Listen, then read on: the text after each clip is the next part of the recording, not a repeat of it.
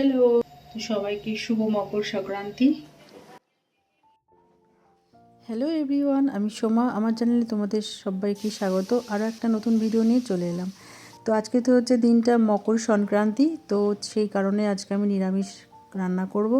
আজকে নিরামিষ রান্না ভীষণই সিম্পল করেছি, কারণ আজকে ঠাকুরের রান্না বান্না অনেক রকম করতে হবে বলে আজকে করেছিলাম কাঁচা মুগ ডাল করেছি লাউ দিয়ে, আর আলু দিয়ে ধনেপাতা দিয়ে একটা তরকারি করেছি, আর এখানে ফুলকপি আলু ভাজা করেছি। তো এই হচ্ছে আজকে সিম্পল মেনু। তাড়াতাড়ি ঝটপট করে রান্না সেরে স্নান সেরে তারপর আমি চলে যাব ঠাকুর ঘরে পুজো দিতে।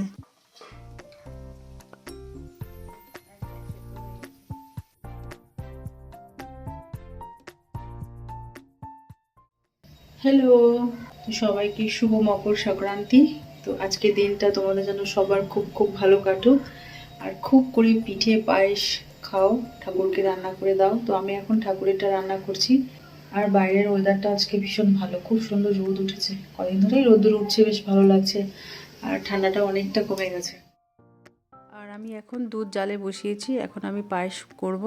তো আজ আমি আমার গোপুসোনাকে পায়েস বানিয়ে খাওয়াবো, নতুন গুড় আর নতুন চালের পায়েস করে খাওয়াবো। তো ইচ্ছে ছিল সাথে পাটিসাপটা পিঠে করার, তো পাটিসাপটা পিঠেটা আর বানাতে পারিনি, একার হাতে আর করে উঠতে পারিনি। আজকে আমি গপুকে সুন্দর করে স্নান টান করিয়ে ওকে সুন্দর করে সাজিয়ে গুছিয়ে ওকে আমি আজকে পুজো দিলাম। আজকে আমি ঠাকুর ঘরে প্রায় 5-6 দিন পর আমি আসলাম। তো যাই হোক, এই কদিন আমার বরই পুজো দিয়েছে।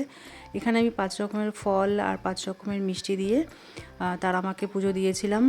তারা মায়ের জন্য আবার আরেক দিনকে আমি কিছু একটা বানিয়ে দেবো মাকে, মানে যতক্ষণ মাকে একটু কিছু না দিচ্ছি নিজের হাতে বানিয়ে আমার মনটা ভালো লাগবে না।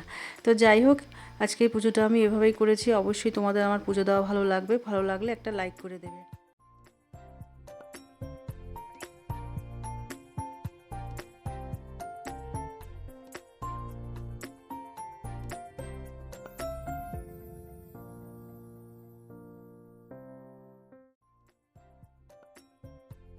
তো এখন কিন্তু আমরা এগুলো ননস্টিকের কড়াইতেই ভাজি। তো আগে যখন আমার মা করতো তখন কিন্তু মাটির সাজ ছিল, সেই সাজের মধ্যেই পিঠেগুলো মা ভাজতো।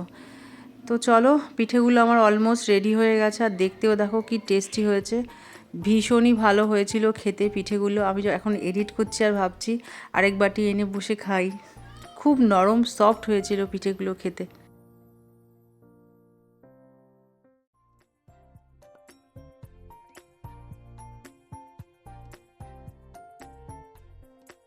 তো এই যে আমার দুধ চিতই পিঠে রেডি, আর কটা শুকনো রেখেছি ঝোলা গুড় দিয়ে খাবো বলে। ভীষণ ভালো লাগে ঝোলা গুড় দিয়ে খেতে এই পিঠেটা আমার। তোমাদের কীরকম ভালো লাগে তাহলে আমাকে প্লিজ কমেন্ট করে জানিও।